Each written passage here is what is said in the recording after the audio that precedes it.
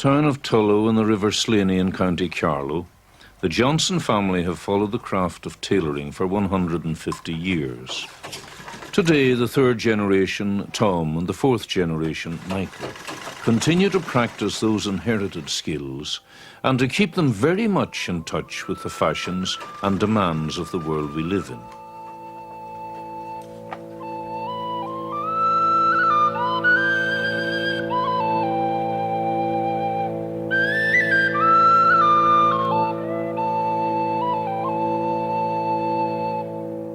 The surrounding countryside and the old streets of Tullow are slumbrous with history, and the tragedy of Father Murphy and 98 are in the mind all along the Slaney's Red Wave.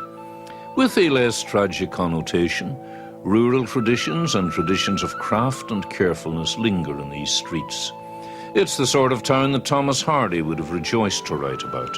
And you think like that when you hear Thomas Johnson talking about 3 good corn buyers in the town, or about the barley and beet in that rich river valley and the flax. That with changing times was supplanted, so to speak, with sisal from Africa. Or about how he, as a schoolboy, sang in the choir and played B-flat on the fife and first clarinet in the brass band. The name over that door in Tullow is known as far away as Alaska, and what used to be known in the days of Robert W. Service as the Lonely Yukon Trail. And once for an American on holiday in Ireland, the House of Johnson made 2 suits in 3 days. Yet this is not by no means the shoddy world of haste and the machine. Edward Nolan, an old customer, steps in to greet Tom Johnson and to be measured for a suit. Thank you very much. Are you looking for a suit now? I am, yes, Mr. Johnson. Have you any particular colour in mind? Not necessarily, no. Oh, well, you have a big range to show you. I'll get Michael to look after you. Yeah, right. By the way, how's the farm buildings going? Oh, very good. I was just great time for them. You know, farmers are doing very well. We had a Good year customer for of them. ours in here during the week. Was getting one from you. He gave you great praise. A good job at a reasonable price. That's very good. Very good. That's something to... Nice to hear. It is, sure. Michael. Yes. Come on. Michael? Eddie, how are you? That's about as hard. Bad old weather. Well, it's trouble with this time of the year, isn't it? Come down here and I'll leave on the jacket. You write down the measurement then. Yeah. Business may be involved, but it is also a friendly, social occasion.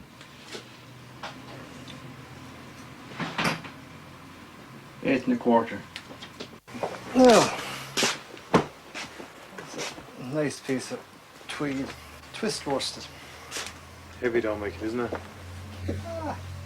It's not that heavy. Here's a brighter. I'm telling you, lads will see you coming in that.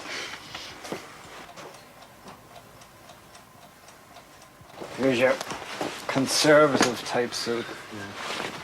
It's nice cloth. And wear that when you go into the doll. Oh, there's a beauty. That's like it, Michael. Yeah, I'll take that one. Yeah, that's. That should give you good wear now. It'll be about the right weight, not too heavy. Put the name on it, Dad. Okay.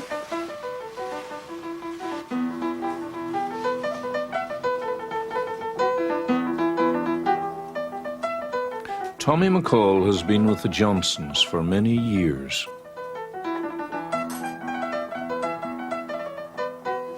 Alec still finds it more comfortable to sit cross-legged while sewing on the buttons.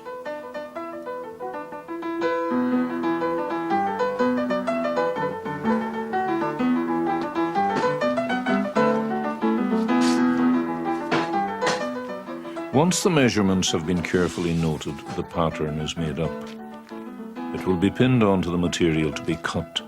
This is where skill and experience really count. A marvel of agility. Agility of fingers and minute accuracy. Buttonholing. Marking the pattern with the marking wheel. Cutting precisely with the great scissors. In the north, when I was a boy, prowling around the house of a tailor who lived next door, I always regarded those scissors as something out of a fairy tale, so much superior to any mortal scissors.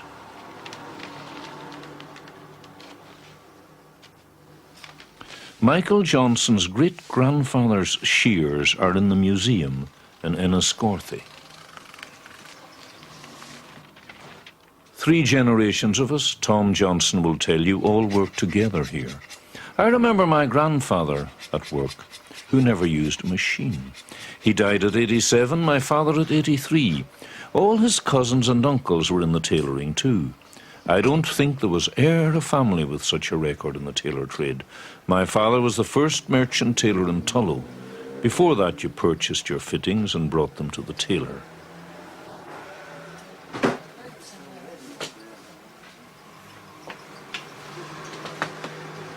The magic scissors here cut out the shape of a man.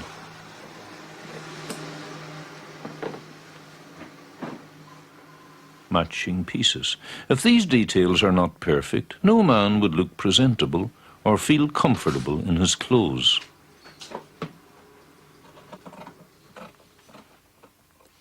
Next, the matching sections of the suit jacket are thread marked so that they can be lined up again.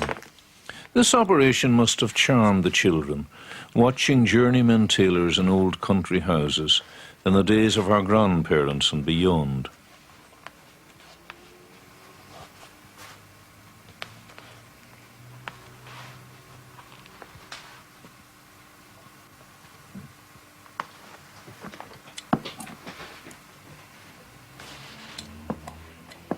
The shears pursue the nimble thread, like a leaping white worm running for cover.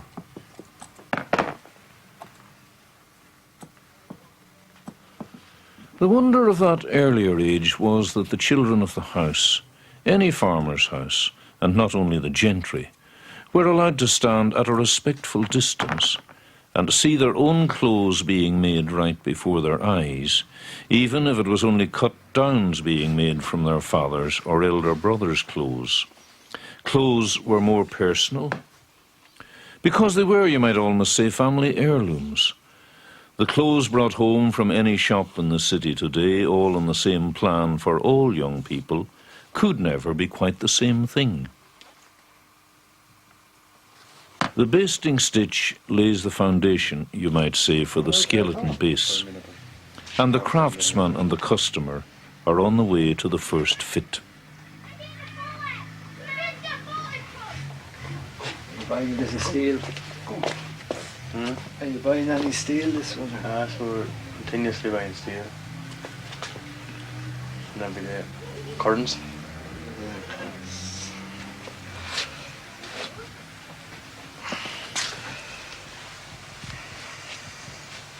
You like this pretty close fitting? Yeah. Put the pockets on the slants? Yeah.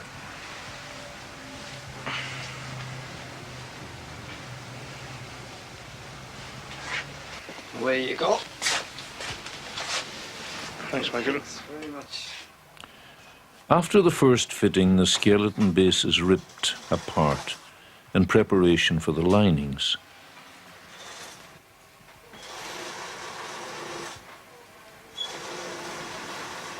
Good silk linings can cost as much and more than suiting materials.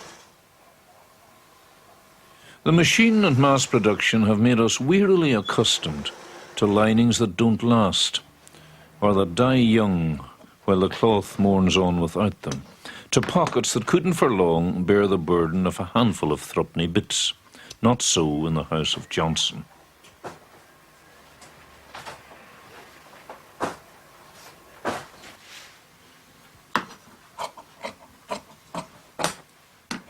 The inner lining of cap tear will help to give the suit jacket body.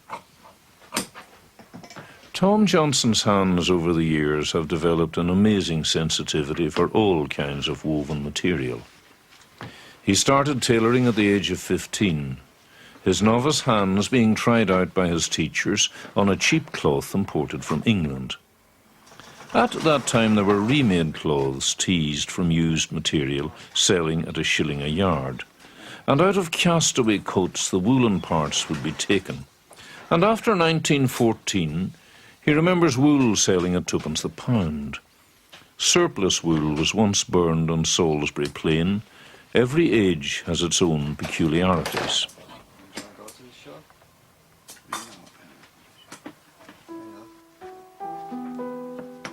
Yet another material for the sleeve linings.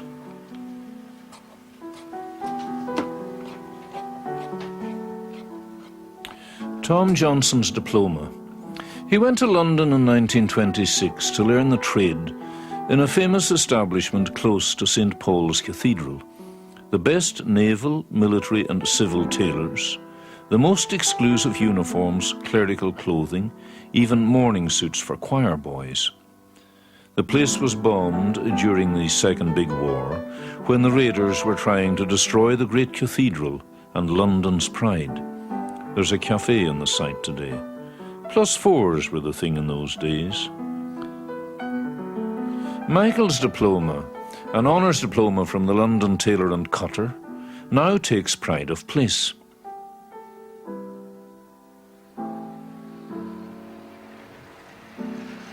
He's head of the business now, and Tom says with a proper gratification, I moved my diploma to give him his due.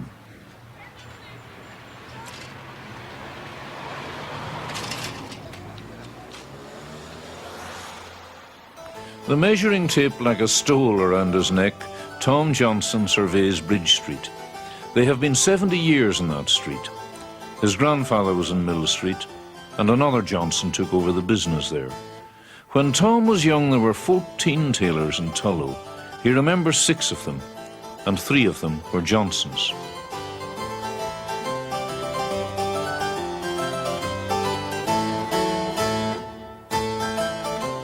Tom Johnson's grandfather married a Coakley, a family who are also in the tailoring trade, a famous name in Wexford and Carlow.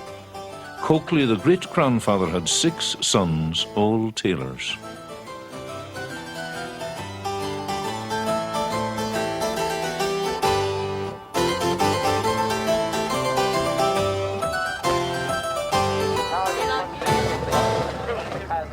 And just as in Thomas Hardy, the family go to the fair, except that in Tullow nowadays it's a modern agricultural show.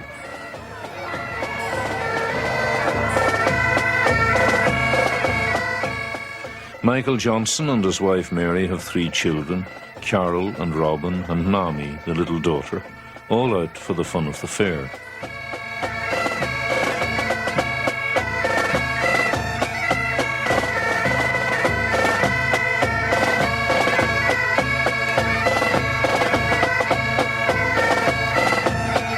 Plays.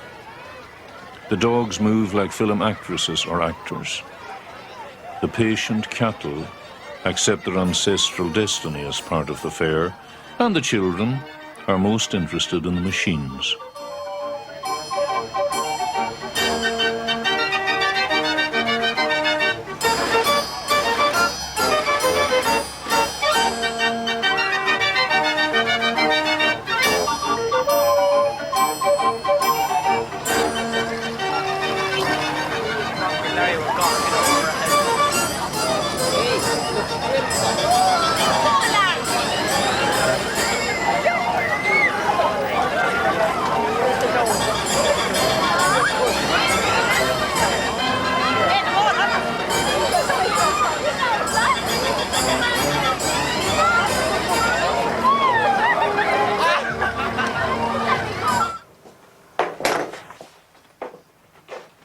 Tom Johnson's work goes on in a world almost of silence. Tailors at work measure their words as they do everything else. Tommy McCall takes over now. It's his job to make and fit up the jacket. There are no lawless roads in this craft. Every line is carefully marked. Those mysterious numbers on the cloth probably have a meaning that the uninitiate could never understand. What emerges is shape and form, the shape and form of a man.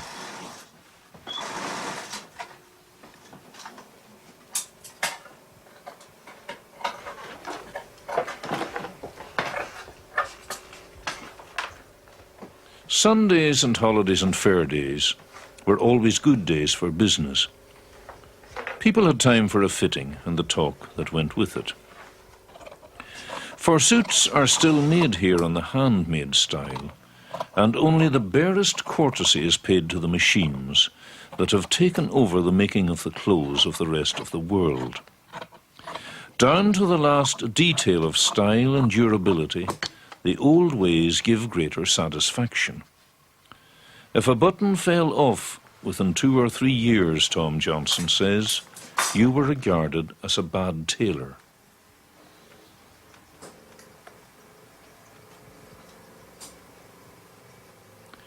All along this river valley, men for a long time have ridden to hounds in high style. A red frock hunting coat you can have now for £110, but Tom Johnson remembers when he made one for £35. By a simple contrast, some of his best customers have been travelling people, as particular about their buttons as any other men. And once in the long ago, the travelling people had a special suit made for themselves. It had a double-breasted waistcoat with sleeves, lined trousers, and 6 rows of stitches around the ends of the pants. The coat was double-breasted, with buttons on every pocket.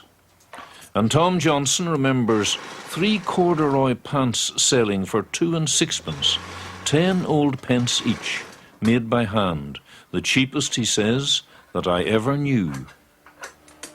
Blue serge for a wedding, 32 ounces to the yard. When a man got a good suit made, it could mean that it would last for a lifetime. He wore it to Mass on Sunday and took it off when he came home. Soap is used to stiffen the material. It helps to keep the seams down during pressing. Alec snips the trouser seams to prevent them from running.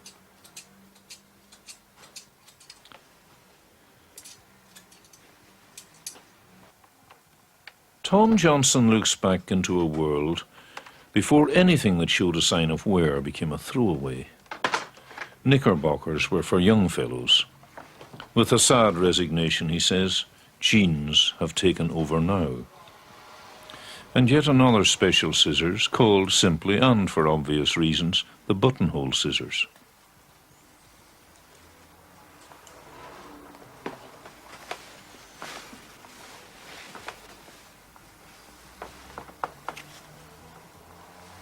Alec doubles and plies the thread in order to make a good job of the buttonholes.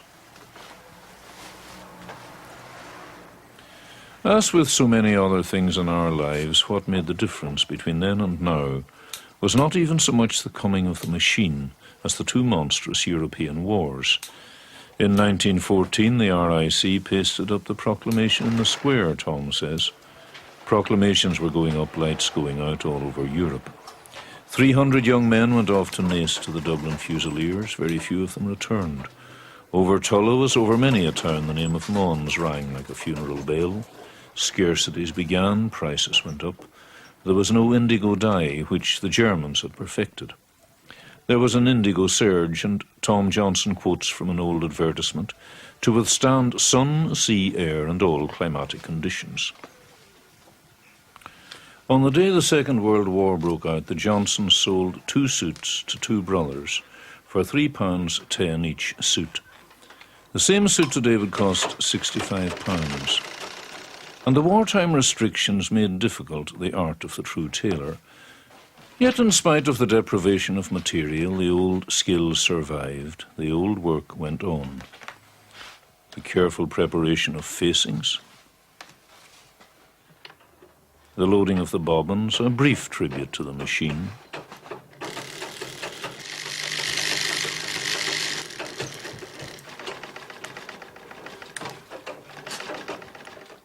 The Slaney River that flows so peacefully by the old town can, like all rivers that come down steeply from nearby mountains, have its moments of madness. One flood has marked itself particularly on the memory of men whose daily lives are passed in peace and order. Heavy snow on the hills, on Lug and Cageen in November. A thaw in one night. 6 feet of water in the shop. Water up to the shelves and all the stock destroyed. Food was delivered by boat through the upstairs window. But they were open again for Christmas, and lucky, they say, to be so. Once again, the basting stitch.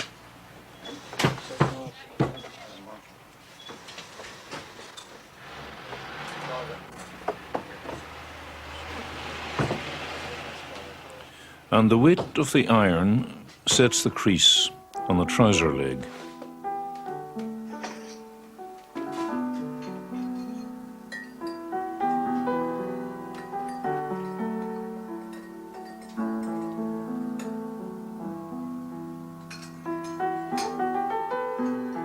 In these days of electricity power cuts, the Johnsons are very glad to be able to fall back on the tailor's goose, that great flat iron as much out of the fairy tales as the great scissors. The lapboard for ironing is something that you definitely won't see in use today. Using it is a gymnastic exercise of which only the expert would be capable. Legs crossed on the floor and pressing on the lapboard were bad for the health, and the pressing nowadays is done standing. To the outsider, the wonder is that it was not always so.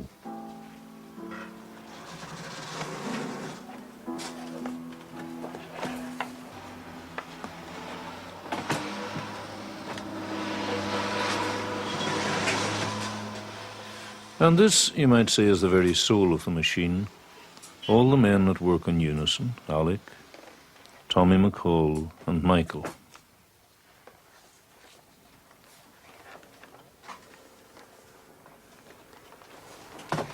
Good morning, Michael. Morning, everyone. Morning, Mr. Losty. How are you? No suit ready yet, Michael? It'll be another day or two before I'm ready for you. No hurry.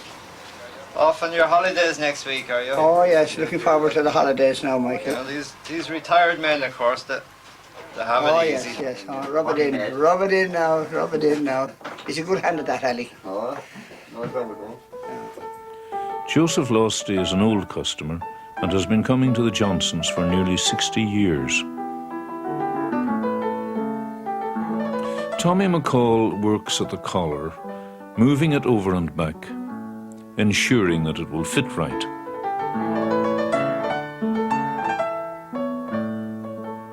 This is a skill he might have learned from the man we once called Euclid. It's pure geometry.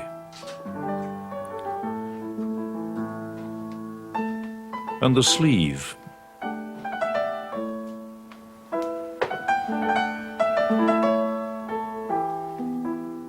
Fitting an arm into a sleeve must, because of the movements of the arm, be one of the most difficult and intricate details of all. And the shoulder, and the correct hang of the jacket, and all this is hand sewn.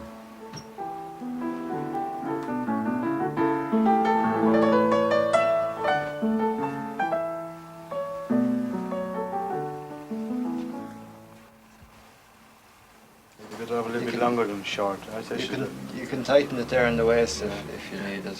I know she's grand, like a lovely job. Just about that. The second fitting for Edward Nolan. The next will be the final fitting. That's the button, Michael.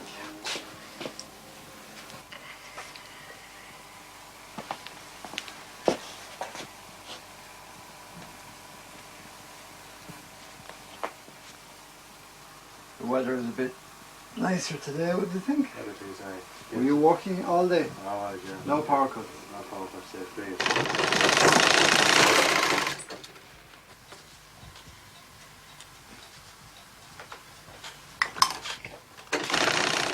On silken cloth, the name of the house is proudly attached.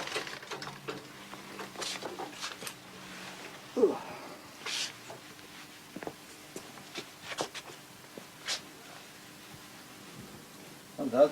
What did you get that? Well, now we'll just stop with the missus and now, Ali. This is a well-dressed man talking pleasantly to the friends who have fitted him out to walk anywhere with dignity. And bearing the name with him, Edward Nolan walks out, as so many have done, under the name above the door in Bridge Street. Tom Johnson wonders if any of his grandchildren will follow in his footsteps. Will rising costs reduce to little or nothing the number of craftsmen working in the old ways? Will they survive only one or two of them in big cities, and is the small town tailor doomed? What do you want? We can only hope that his fears are not justified, that modern transport, if that is, it survives, will serve one useful purpose in bringing customers to quiet places where men can work at peace and make their measurements and cut the cloth and talk as if the world were not in a frenzy, going nowhere in particular,